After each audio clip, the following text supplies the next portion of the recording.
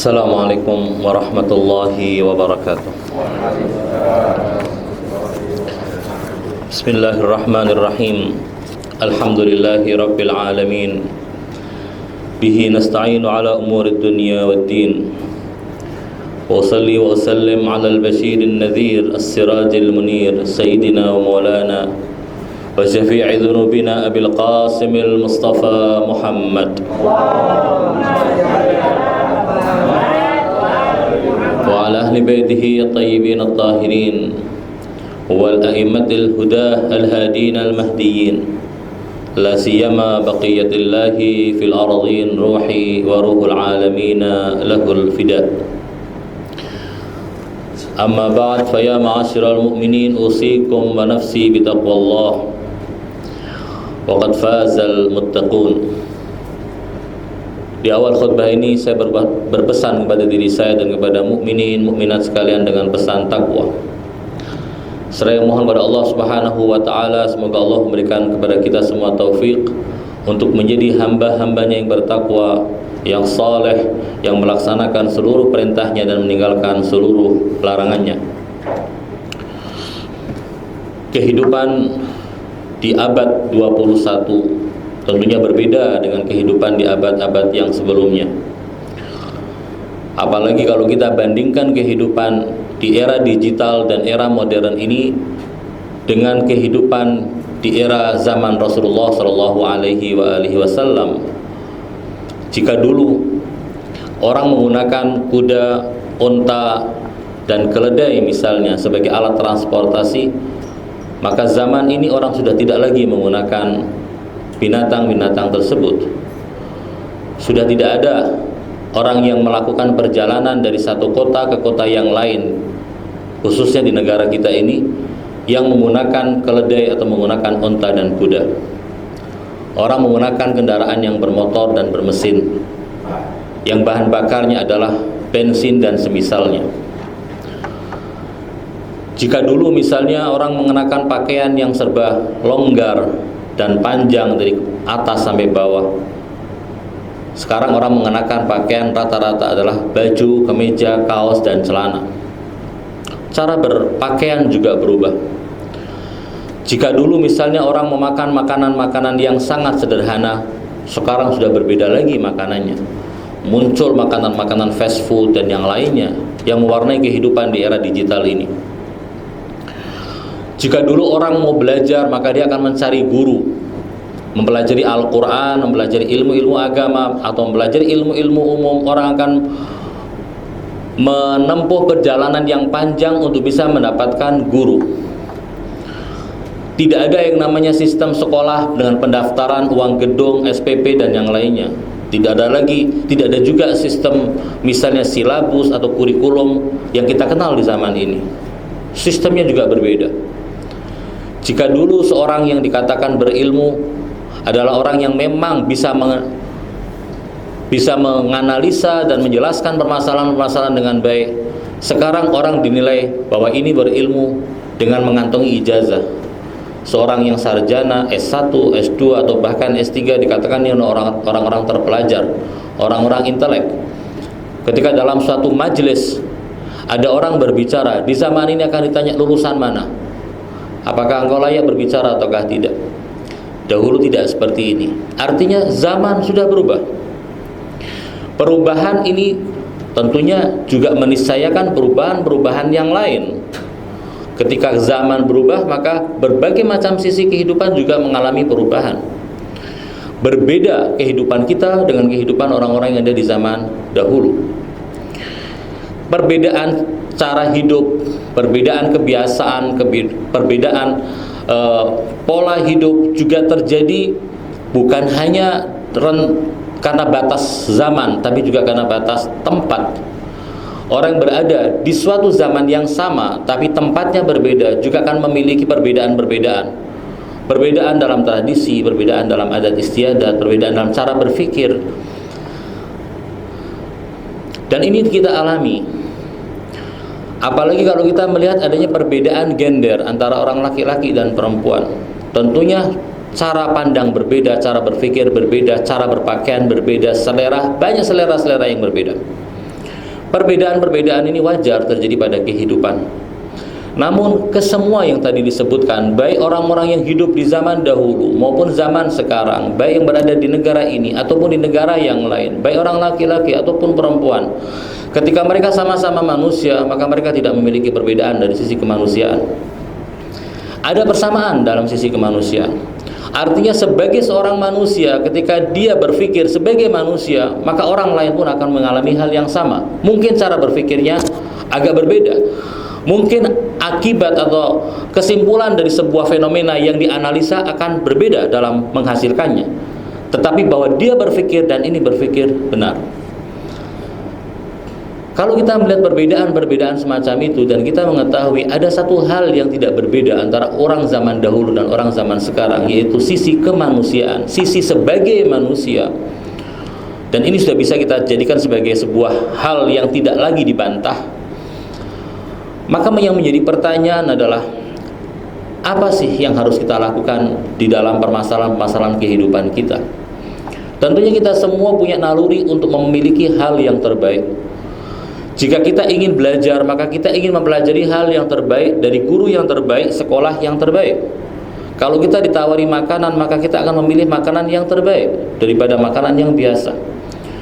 Jika kita misalnya ditawari untuk memakai pakaian secara gratis, kita disuruh memilih ada pakaian yang kasar, ada pakaian yang jelek, warnanya tidak bagus, dengan pakaian yang halus, yang enak dipakai, ukurannya pas, mana yang akan kita pilih? Tentunya kita akan memilih yang nyaman dan enak bagi kita, yang penampilannya yang terbaik yang akan kita pilih. Jika kita ditawari akan tinggal di daerah mana, kita akan milih tinggal di daerah yang paling baik menurut selera kita, yang bisa menjawab semua kebutuhan dan keinginan kita. Ketika kita ditawari rumah yang kecil atau rumah yang besar, yang kita pikirkan bukan rumah kecil dan besar, yang paling nyaman bagi kita, yang terbaik bagi kita. Sekolah kita juga seperti itu dan hal-hal yang lain. Kalau seandainya kita akan pergi, misalnya kita dipanggil oleh Allah Subhanahu wa taala, dan semoga semua dipanggil untuk bisa berziarah ke Baitullahil Haram atau berziarah ke makam Rasulullah sallallahu alaihi wasallam. Lalu kemudian kita ditawari dengan fasilitas gratis akan memilih pesawat kelas yang first class atau yang kelas ekonomi. Tentunya kita semua akan mengatakan memilih yang first class. Kenapa? Karena itu adalah yang terbaik. Ini yang kita alami dalam kehidupan, dan ini adalah suatu hal yang naluri, fitri yang ada pada setiap manusia. Manusia menghendaki yang terbaik. Manusia menghendaki kesempurnaan. Karena itu manusia yang masih sendiri, masih belum punya pasangan, dia akan mencari pasangan, karena ketika mencari pasangan dia merasa hidupnya akan lebih baik. Dan ketika mencari pasangan juga akan melihat pasangan yang paling baik untuk dirinya. Ini adalah suatu hal yang lumrah terjadi. Naluri, fitrah yang tidak ada orang yang menolaknya. Tetapi pernahkah kita berpikir bahwa ketika kita menghendaki hal-hal yang bersifat materi, bersifat kasat mata, yang bersifat berbeda antara satu tempat dengan tempat yang lain, kita ingin yang terbaik, apakah kita pernah berpikir untuk menjadi manusia yang terbaik? Sisi kemanusiaan kita, sisi kita sebagai manusia. Tentunya jika ini adalah sesuatu yang ada pada kita sebagai manusia, maka tentunya naluri harus juga menuntun kita untuk menjadi manusia yang terbaik. Hanya saja terkadang kita keliru dalam menentukan untuk menjadi manusia yang terbaik itu seperti apa jalannya. Apa sih yang dibutuhkan untuk menjadi manusia yang terbaik? Dalam kaitan ini tentunya untuk menjadi yang terbaik kita perlu model. Ketika seorang penjahit yang dia bisa menjahit, dia akan membuat pakaian yang terbaik. Dia tidak memiliki kreativitas untuk merancang sesuatu hal yang terbaik karena dia bukan desainer. Dia hanya seorang penjahit. Maka ketika dia akan menjahit dan diminta untuk menjahit pakaian yang terbaik, dia akan meminta mana model pakaian itu, mana tiruannya supaya saya bisa meniru pakaian tersebut. Seorang pelukis yang terkenal, yang melukis karya yang abadi, misalnya seperti Da Vinci yang kita kenal, seorang pelukis yang kesohor sepanjang zaman. Lalu seorang akan menandingi karya Da Vinci, orang yang biasa, dia bisa, seni lukis dia bisa, sementara dia tidak mampu untuk menciptakan karya seperti itu. Yang bisa dilakukan adalah dia bisa meniru model-model yang sudah ada. Dan ini hal yang wajar. Manusia untuk bisa mencapai sesuatu hal yang baik, dia perlu untuk memiliki model yang baik. Untuk mendapatkan sesuatu yang ideal, maka dia harus memiliki model yang ideal supaya dia bisa mencocokkan diri dengannya. Kita berada di bulan Rabiul Awal, bulan kelahiran manusia agung, Sayyiduna wa Maulana Sayyidul Wujud Muhammadul Mustafa sallallahu alaihi wa alihi wasallam. Manusia yang paling sempurna, yang mana Allah Subhanahu wa taala menyebutnya sebagai uswah. Dalam sebuah ayat Al-Qur'an yang kita semua hafal ayatnya, Allah Subhanahu wa taala berfirman, laqad kana lakum fi rasulillahi uswatun hasanah. Untuk memenuhi kebutuhan kita menjadi manusia yang terbaik, Allah Subhanahu wa taala telah mengirimkan modelnya kepada kita, yaitu model yang ada pada diri Rasulullah sallallahu alaihi wasallam. Amirul Mukminin Ali alaihissalam terkait dengan ayat laqad kana lakum fi rasulillahi uswatun hasanah mengatakan fata'assi binabiyil atyabil athhar. Maka hendaknya kalian meniru, mencontoh sang nabi yang sangat suci. Fa inna fihi uswatan liman ta'assa wa azaan liman ta'azza. Karena pada diri dan pribadi Rasulullah itu ada keteladanan yang bisa kalian tiru dan kalian contoh. Lalu kemudian Imam Ali memberikan satu garis.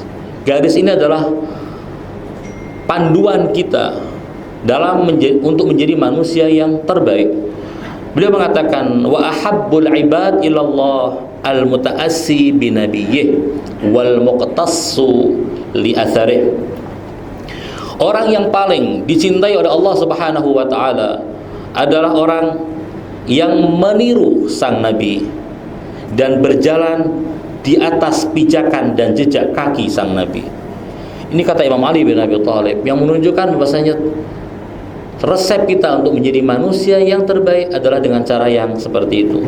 Yang menjadi pertanyaan adalah, mungkinkah manusia yang hidup 1400 tahun yang lalu menjadi model bagi manusia yang hidup zaman ini? Ataukah kisah-kisah tentang Nabi sudah ditelan masa dan tidak ada lagi hal yang bisa kita teladani dari Nabi? Kalau kita hanya melihat manusia dalam lingkaran waktu dan lingkaran tempat, maka tentunya kata-kata tersebut benar, bahwa manusia yang hidup 1400 tahun yang lalu itu pun di negeri Arab tidak bisa kita jadikan sebagai contoh untuk hidup di masa ini dan di negara, di bangsa, di wilayah yang seperti ini. Tapi permasalahannya adalah bahwa dari sisi kemanusiaan, dari sisi bahwa beliau adalah nabi dan adalah manusia dan kita adalah manusia, maka segala hal yang bersifat kemanusiaan yang ada pada diri Nabi Muhammad sallallahu alaihi wasallam layak untuk kita jadikan sebagai model. Banyak kajian-kajian yang ditulis terkait dengan model apa yang bisa diambil dari sang nabi. Tapi setidaknya ada beberapa hal penting yang ingin saya sampaikan, ada beberapa hal penting yang ada hubungannya langsung dengan kehidupan kita. Rasulullah Shallallahu Alaihi Wasallam adalah model dalam pergaulan sosial. Jika kita memang hidup di tengah masyarakat, hidup bermasyarakat, hidup secara sosial, punya teman, punya tetangga, punya kolega, maka kita ketika akan mencari teladan, maka teladan yang terbaik bagi kita adalah Rasulullah Shallallahu Alaihi Wasallam. Apa keteladanan yang ditunjukkan oleh Nabi? Keteladanan pertama yang ditunjukkan oleh Nabi dalam pergaulan dengan sesama adalah beliau memiliki hati yang sangat lapang. Hati yang sangat lapang maknanya bahwa beliau bisa mengampuni, memaafkan orang yang salah, bisa memaklumi perbedaan yang ada, bisa menghormati orang yang walaupun dia adalah orang yang kurang ajar kepada beliau, bisa menghormati anak kecil, menghormati orang dewasa, menyayangi anak-anak kecil. Ini sikap yang dimiliki oleh Rasulullah Shallallahu Alaihi Wasallam. Banyak orang yang bicara tentang masalah toleransi, menjaga sikap, bersikap baik kepada orang, tapi dalam praktek terkadang sulit untuk menerapkannya. Ada beberapa kasus yang terjadi pada zaman Rasulullah Shallallahu Alaihi Wasallam yang menunjukkan kebesaran hati Nabi. Salah satu kasusnya adalah ketika beliau berhadapan dengan musuh beliau. Musuh melakukan segala hal supaya Nabi ini dihapuskan bahkan namanya dari muka bumi dari sejarah. Ketika beliau pertama kali menyebarkan agama Islam, mengenalkan syariat Allah, ajakan kepada tauhid, ajakan untuk meninggalkan syirik, orang-orang yang bergelut dengan kemusyrikan menolak Rasulullah Shallallahu Alaihi Wasallam. Penolakan mereka pertama kali dengan relatif lunak, karena mereka menghormati Abu Talib. Mereka mendatangi Abu Talib, wahai Abu Talib, kami mendengar bahwasanya keponakanmu ini telah yusaffihu alihatana, mengatakan bahwa Tuhan-Tuhan kita itu adalah Tuhan-Tuhan yang tidak layak untuk disembah. Wahai Abu Talib, cegah keponakanmu. Jika dia menginginkan wanita, akan kami beli yang terbaik. Jika dia menginginkan tahta, akan kami jadikan dia sebagai raja. Jika dia menginginkan harta, akan kami hujani dia dengan harta. Abu Talib memanggil Rasulullah Shallallahu Alaihi Wasallam dan mengatakan, wahai keponakanku, ya ibna ini orang-orang Quraisy mengatakan seperti ini. Apa yang kau lakukan? Apa yang akan kau tanggapi permintaan mereka ini? Dengan apa kau menanggapinya? Rasulullah mengatakan, wahai paman, jika mereka meletakkan matahari di tangan kananku dan bulan di tangan kiriku, untuk supaya aku meninggalkan perkara ini, demi Allah aku tidak akan pernah meninggalkannya sampai aku berhasil atau aku mati di jalannya. Sebagian para penafsir mengatakan, sabda Nabi yang mengatakan, lau wada'u syamsa fi yamini wal qamara fi yasari, jika mereka meletakkan matahari di tangan kananku dan bulan di tangan kiriku. Sebagian para penafsir hadis mengatakan bahwa ini kinayah atau bahasa kiasan untuk menunjukkan ancaman apapun juga tidak akan membuat aku gentar. Karena matahari adalah yang panas, harus memegang sesuatu yang panas, ancaman yang sangat berat. Nabi tidak akan mundur. Tapi sebagian ulama menafsirkannya bukan seperti itu. Langit, bumi, matahari, bulan adalah kiasan dari kekayaan. Segala-galanya ada di situ. Singkatnya Nabi ingin mengatakan dalam penafsiran kedua, apapun juga yang mereka berikan kepadaku, kalau aku diberi semua itu lalu kemudian dikatakan jangan lanjutkan misi risalah, tidak akan aku tinggalkan misi risalah ini sampai aku berhasil atau aku mati di jalannya. Sabda Nabi. Setelah kata-kata itu, orang-orang Quraisy sudah tidak punya lagi cara untuk menghentikan, karena melihat tekad kuat dari Nabi untuk menyelesaikan risalahnya. Yang dilakukan adalah melakukan penyiksaan kepada orang-orang dekat Nabi. Orang-orang yang sudah masuk Islam disiksa.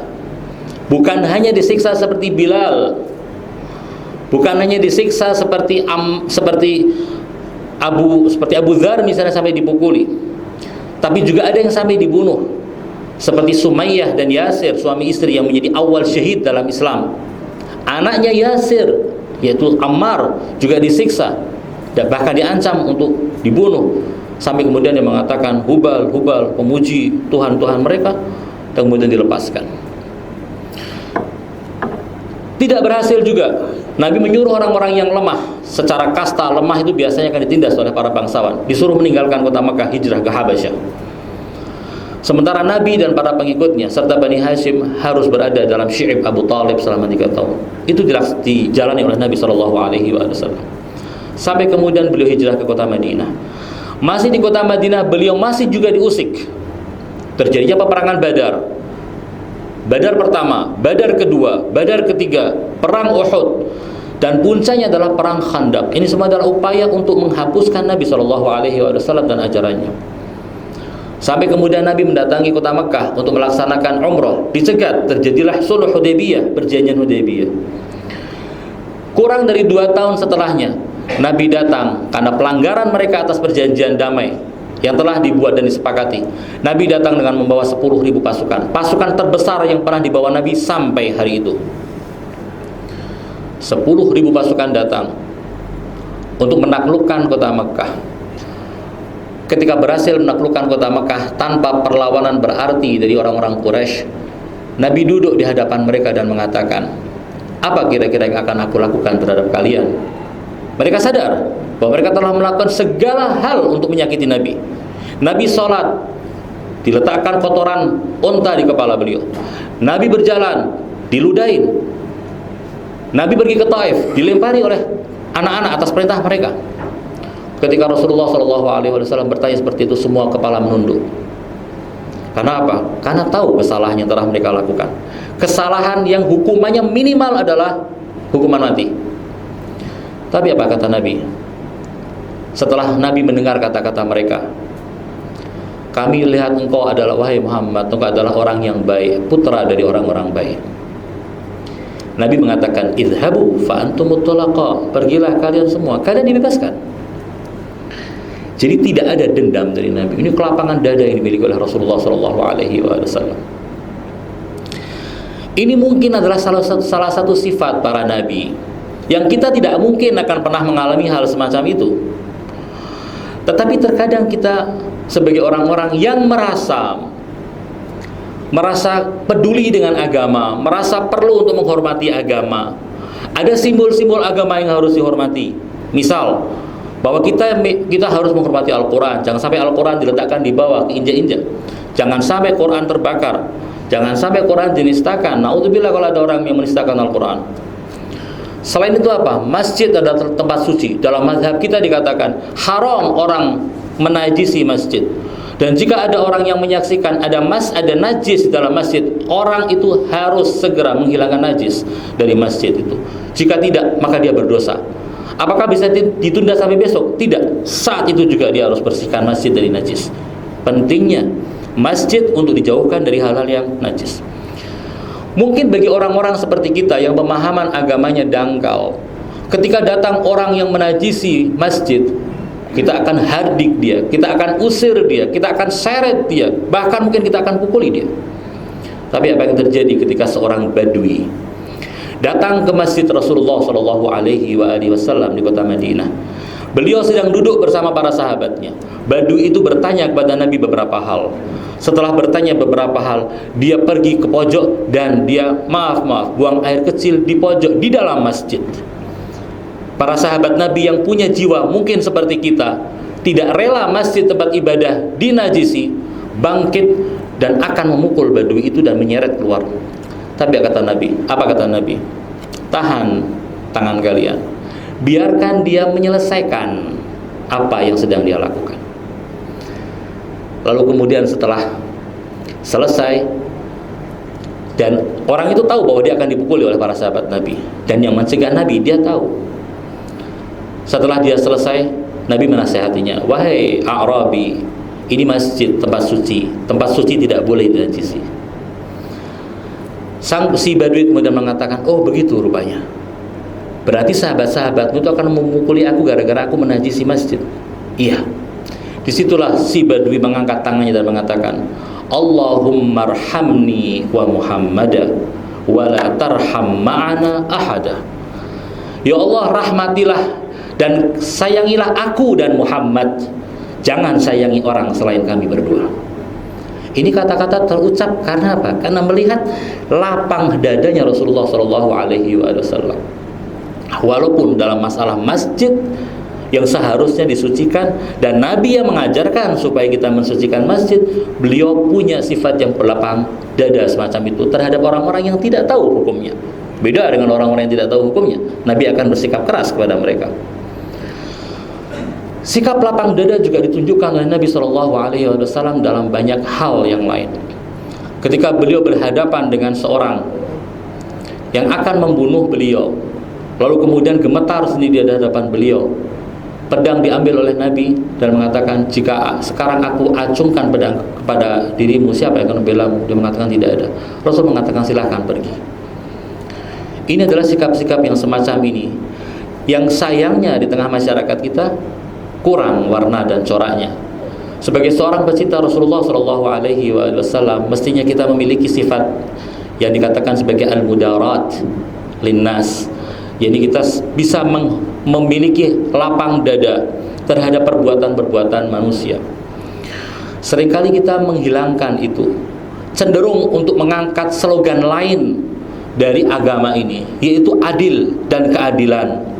Jika ada orang yang melakukan kezaliman kepada kita, menyakiti kita, kita tidak memilih untuk mengikuti Nabi lewat jalan mudarah tadi, lapang dada tadi, tapi kita akan memilih sesuatu yang sebenarnya masih punya penafsiran dan pemaknaan yang lain.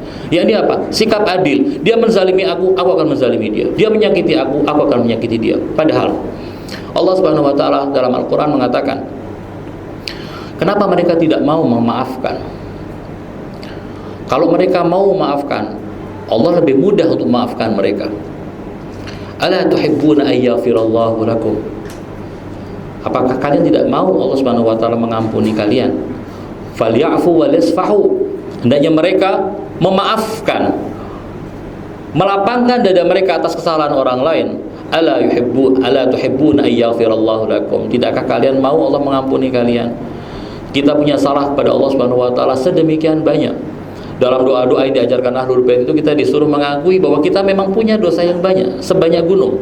Dalam doa Abu Hamzah Sumari dikatakan, ya Allah, kalau aku sekarang mati dan dibawa ke alam sana, maka tidak ada orang yang lebih buruk keadaannya dari aku. Dosaku menggunung sementara aku belum bertaubat. Jika kita punya dosa kepada Allah semacam itu, kesalahan semacam itu banyaknya, apakah orang lain punya kesalahan yang banyak kepada kita? Mungkin kesalahannya sekali atau dua kali, tapi dendam kita kepada dia puluhan kali lipat.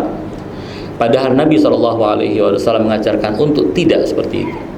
Hal kedua, dan ini yang terakhir yang saya sampaikan pada kesempatan ini, yang sayangnya juga seringkali dilupakan, adalah sikap penyayang yang ditunjukkan oleh Nabi SAW. Beliau sedemikian menyayangi semua orang. Semua orang disayangi, bahkan orang-orang yang menyakiti beliau sayangi. Bagi orang-orang yang tidak menyakiti beliau, kasih sayang beliau lebih kepada semuanya. Sedemikian besarnya kasih sayang beliau, sampai kepada orang kafir pun beliau punya kasih sayang. Orang Yahudi yang mati dan kerandanya diangkat, Nabi berdiri dan menangis. Ketika ditanya, kenapa kau menangis ya Rasulullah? Aku menangis karena satu orang dari manusia telah lewat dan tidak mendapatkan hidayah dari Allah Subhanahu wa taala, meninggalkan dunia tanpa hidayah. Punya perasaan seperti itu kepada semua orang, apalagi kepada orang-orang yang biasa, apalagi kepada anak-anak kecil. Dikisahkan bahwa ada seorang anak kecil yang kebetulan yatim, ketika Rasulullah berjalan di lorong kota Madinah, melihat anak-anak seusia dia sedang bermain-main, sementara ini anak sendirian duduk di pojok. Rasul menegurnya dan mengatakan, "Nak, kenapa engkau tidak bermain dengan teman-temanmu?"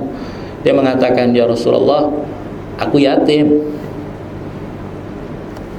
Ayahku sudah meninggal, sementara mereka adalah anak-anak yang punya ayah. Baju mereka baju baru, kebetulan hari itu adalah hari raya." Lalu anak itu dibawa oleh Rasulullah ke rumah Fatimah Az-Zahra. Dibawa oleh Nabi dan mengatakan, "Wahai anak, mau enggak kalau aku jadi ayahmu? Mau tidak kalau Fatimah menjadi ibumu? Mau tidak Hasan dan Husain menjadi saudaramu?" Lalu kemudian Sayyidah Fatimah memberikan baju baru kepada anak itu. Itu anak masuk dalam keadaan sedih, keluar dari rumah Fatimah dalam keadaan bergembira. Teman-temannya terheran-heran dan bertanya, "Ada apa gerangan? Hanya dalam waktu berapa menit kau sudah seperti ini, berubah total?" Dia mengatakan, "Bagaimana aku tidak senang? Saat ini aku punya ayah. Ayahku adalah Rasulullah. Ibuku adalah Fatimah. Saudaraku adalah Hasan dan Husain. Siapa yang lebih baik dari aku? Kalian kalah dengan aku."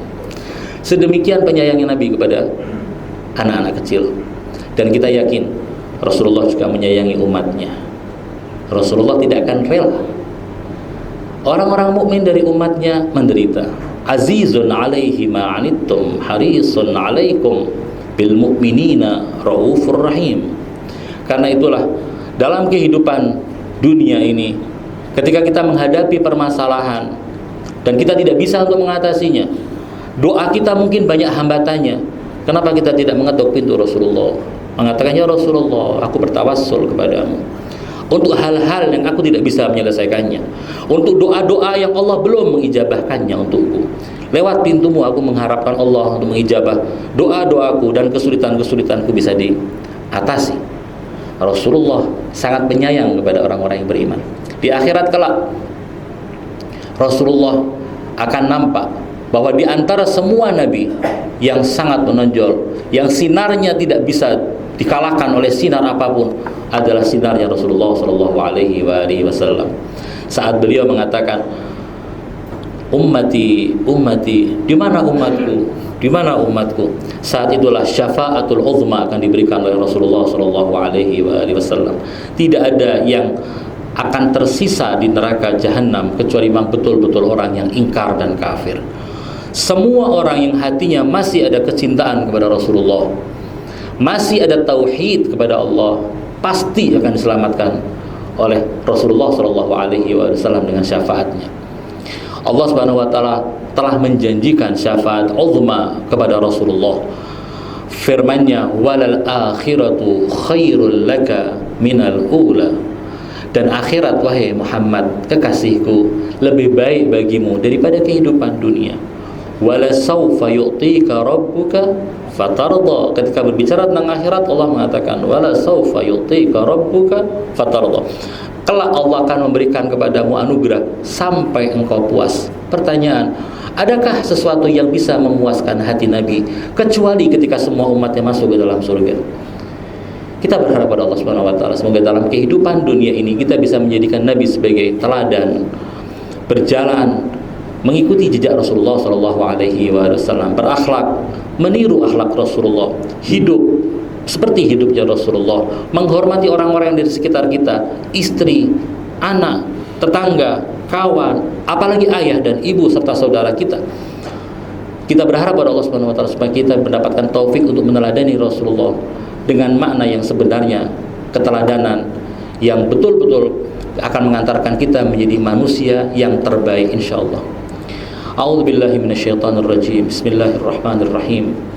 Wal 'ashr innal insana lafi khusr illa alladhina amanu wa 'amilus shalihat wa tawasaw bil haqq wa tawasaw bis sabr.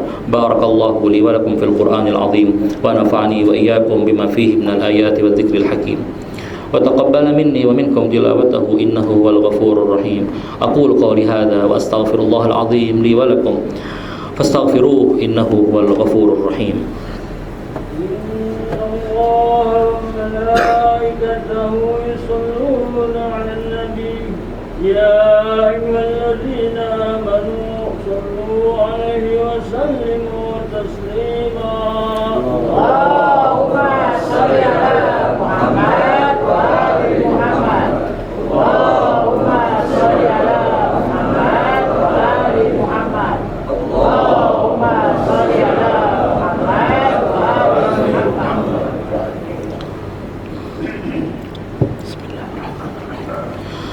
Innal hamdalillah nahmaduhu wa nasta'inuhu wa nastaghfiruh wa nastahdihi wa nastarshiduh wa na'udzu billahi min shururi anfusina wa min sayyiati a'malina. May yahdihillahu fala mudilla lahu wa may yudlilhu fala hadiya lahu.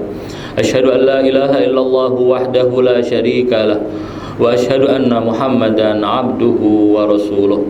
Allahumma salli wa sallim ala habibika wa najibik safiyyika wa habibik hafidhi sirrika wa muballighi risalatik sayyidina wa maulana bil qasimil mustafa Muhammad. Allahumma salli ala Muhammad wa ala ahli baitihi at-tayyibin at-tahirin wa salli Allahumma ala ya'subiddin qaidil ghurril muhajjalin amiril mu'minin asadillahil ghalib sayyidina wa maulana Ali ibn Abi Talib wa salli ala as-siddiqatit tahira Fatimah az-Zahra sayyidati nisa'il alamin wa salli ala sibtai nabiyyir rahmah wa sayyidi shababi ahlil jannah al-Hasan wal Husain wa salli ala a'immatil muslimin Ali ibn al-Husain wa Muhammad ibn Ali wa Ja'far ibn Muhammad wa Musa ibn Ja'far وعلي بن موسى ومحمد بن علي وعلي بن محمد والحسن بن علي والحجة القائم المهدي حججك على عبادك وأمنائك في بلادك صلاة كثيرة دائمة. Amma ba'd, fa ya ma'asyiral mu'minin, usikum wa nafsi bitaqwallah. Wa qad fazal muttaqun. Pada khutbah kedua ini kembali saya mewasiatkan kepada diri saya dan pada hadirin hadirat mukminin mukminat sekalian dengan pesan takwa.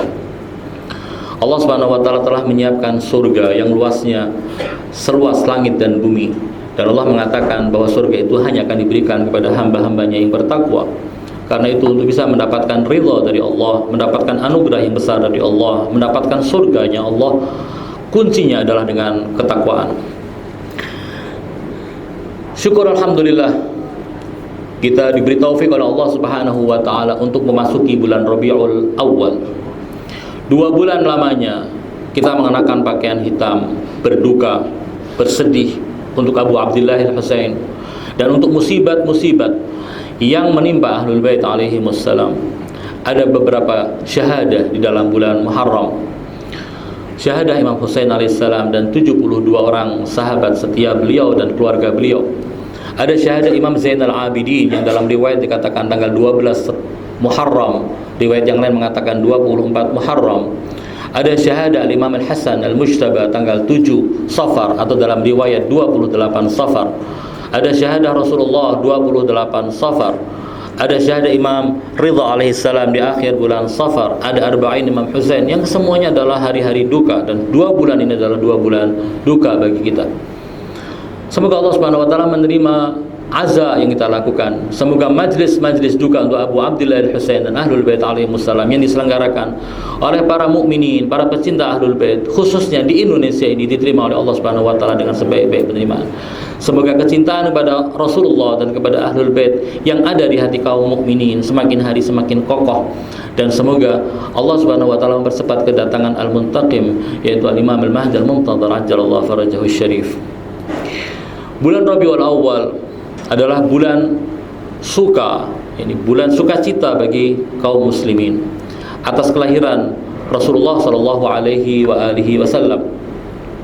Di bulan ini selain daripada milad Rasulullah sallallahu alaihi wasallam, juga ada milad Imam Ja'far Shadiq alaihi salam. Ada perbedaan pendapat di antara mayoritas Syiah dengan mayoritas Ahlus Sunnah terkait dengan hari kelahiran Rasulullah sallallahu alaihi wasallam. Mayoritas ulama dan mayoritas ulama Syiah meyakini kelahiran Rasulullah jatuh pada tanggal 17 Rabiul Awal. Walaupun ada ulama Syiah seperti Syekhul Islam Muhammad bin Yaqub Al-Kulaini, penulis kitab Al-Kafi, beliau meyakini bahwa kelahiran Rasulullah jatuh pada tanggal 12 Rabiul Awal. Sementara pendapat yang sama 12 Rabiul Awal juga diyakini oleh mayoritas atau jumhur dari muslimin Ahlus Sunnah wal Jamaah. Adanya perbedaan ini ditanggapi oleh pemimpin revolusi Ayatullah Al-Uzma Imam Khomeini rahmatullah ta'ala alaih dengan menjadikannya sebagai pekan persatuan atau Usbu'ul Wahdah. Di sini seorang ulama yang bijak dan arif seperti Imam Khomeini menangkap sebuah momen penting, momen yang seharusnya orang berselisih pendapat berkenaan dengan kelahiran Nabi dijadikan sebagai momen untuk menguatkan persaudaraan di antara kaum muslimin sunnatan wa syiah. Ini adalah kearifan seorang mukmin. Dalam hadis dikatakan al-mu'minu kayyis, orang mukmin itu cerdas, dia bisa menangkap kesempatan untuk memanfaatkannya sebaik mungkin. Bahkan tantangan dan ancaman juga bisa diubah menjadi peluang dan kesempatan oleh orang mukmin atas kecerdasannya.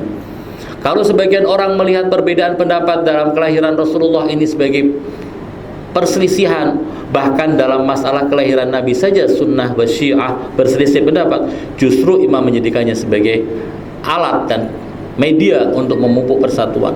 Dari semenjak kemenangan revolusi Islam di Iran tahun 79 sampai saat ini, setiap tahunnya digelar pekan persatuan di Iran. Namun sayangnya pekan persatuan yang digelar di sana dan diyakini oleh masyarakat Iran secara umum semenjak revolusi kurang mendapat sambutan di negara-negara lain dan kelompok-kelompok lain. Sayang sekali ini tidak dikuatkan. Karena itulah melalui mimbar ini kita menyebut dan kita akan sosialisasikan pekan persatuan antara kaum muslimin seluruhnya, baik dari kalangan Ahlus Sunnah maupun dari kalangan Syiah, karena memang kita adalah satu keluarga. Perbedaan yang ada antara kaum muslimin dalam semua mazhabnya hanya perbedaan dalam hal-hal yang bersifat furu', bukan usul. Mungkin akan ada orang yang keliru memahami, bukankah dalam usuluddin Syiah meyakini 5 hal, yang 5 itu dua dari 5 itu tidak kami yakini sebagai usuluddin. Ini adalah pemahaman yang keliru dalam memaknai usuluddin yang dimaksud. Penjelasannya ada pada tempatnya sendiri. Tapi yang jelas, kita semua meyakini Nabi yang sama, Tuhan yang sama, kitab yang sama, dan kita juga meyakini kewajiban-kewajiban yang sama. Dalam semua kewajiban-kewajiban itu yang merupakan daruriyatud-din, tidak ada seorang ulama pun yang berselisih pendapat, baik dari kalangan Ahlus Sunnah maupun dari kalangan Syiah. Perbedaan yang ada antara Syiah dengan Ahlus Sunnah tidak sejauh perbedaan yang ada antara satu madhab Sunni dengan madhab Sunni yang lain. Dalam studi-studi yang beberapa kali saya mendapatkan kesempatan untuk mengajarkan materi itu, saya melihat bahwasanya banyak sekali perbedaan-perbedaan yang ada ternyata juga ada di kalangan Sunnah dengan Sunni yang lain. Sebagai salah satu contoh, ketika ada seorang yang musafir, maka dalam pandangan mazhab Syafi'i, orang yang musafir jika seluruh syarat safar itu sudah terpenuhi, dia boleh melaksanakan sholat zuhur, asar, dan isya secara qasar atau secara tamam, sempurna 4 rakaat. Boleh memilih. Tetapi mazhab Hanafi yang masih dalam salah satu dari 4 mazhab mengatakan seorang musafir jika seluruh syarat safarnya itu sudah lengkap, maka dia wajib untuk mengqasar sholat zuhur, asar, dan isya. Bukankah ini sama dengan pendapat Imamiyah? Artinya perbedaan-perbedaan yang semacam yang ada antara Ahlus Sunnah dengan Syiah itu sebenarnya juga ada di kalangan Ahlus Sunnah sendiri. Jika orang Muslim Syiah ketika melaksanakan sholat setelah mengucapkan takbiratul ihram dia tidak bersedekap, ternyata dalam mazhab Maliki yang merupakan satu dari 4 mazhab juga mereka sholatnya tidak sedekap. Berbeda dengan mazhab Syafi'i dan mazhab Hanafi yang mengatakan sedekap adalah sunnah dan bukan wajib. Ini perbedaan-perbedaan yang semacam ini seharusnya bukan menjadikan kita jauh satu sama lain, tapi justru menjadikan kita orang-orang yang lebih dewasa dalam menghadapi perbedaan yang ada. Karena manusia, semirip apapun 2 manusia, tidak mungkin akan memiliki kesamaan dalam cara pandang dan mengambil kesimpulan dalam sebuah peristiwa. Karena itu Usbu'ul Wahdah atau Pekan Persatuan harus kita sosialisasikan dan kita kenalkan kepada semua orang untuk menguatkan persaudaraan di antara semua orang yang mengakui orang yang lahir di bulan ini sebagai nabi terakhir utusan Allah Subhanahu wa taala. Semoga Allah Subhanahu wa taala menjauhkan kita dari segala keburukan. Semoga umat muslimin diberikan oleh Allah Subhanahu wa taala taufik untuk bisa bersatu. Semoga Allah Subhanahu wa taala memberikan kejayaan, kesuksesan dan kebaikan untuk seluruh kaum muslimin. Allahumma ajil liwalika al-faraja wal nasra wal afiyah waj'alna min khairi syi'atihi wa ansarihi wal mustashhadin baina yadayhi wa hab lana ra'fatahu wa du'aahu wa khairah ma nanalu bihi sa'atan min rahmatik wa fawzan 'indak waj'al salatana bihi maqbulah wa dhunubana bihi maghfurah wa du'aana bihi mustajaba waj'al arzaqana bihi mabsutah wa humumana bihi makfiyah wa hawaijana bihi مقضية برحمتك يا أرحم الراحمين. اللهم ادفع عنا الغلاء والوباء والربا والزنا والزلازل والمحن وسوء الفتن عن بلدنا هذا خاصة وعن سائر بلاد المسلمين عامة. اللهم اغفر للمؤمنين والمؤمنات والمسلمين والمسلمات الأحياء منهم والأموات. تابع اللهم بيننا وبينهم بالخيرات إنك سميع قريب مجيب الدعوات يا أرحم الراحمين يا أرحم الراحمين يا أرحم الراحمين. أعوذ بالله من الشيطان الرجيم. بسم الله الرحمن الرحيم. قل هو الله أحد الله الصمد لم يلد ولم يولد ولم يكن له كفوا أحد. عباد الله إن الله يأمر بالعدل والإحسان وإيتاء ذي القربى وينهى عن الفحشاء والمنكر والبغي يعظكم لعلكم تذكرون. فاذكروا الله العظيم يذكركم واشكروه على نعمه يزدكم واسألوه من فضله يعطكم ولذكر الله أكبر.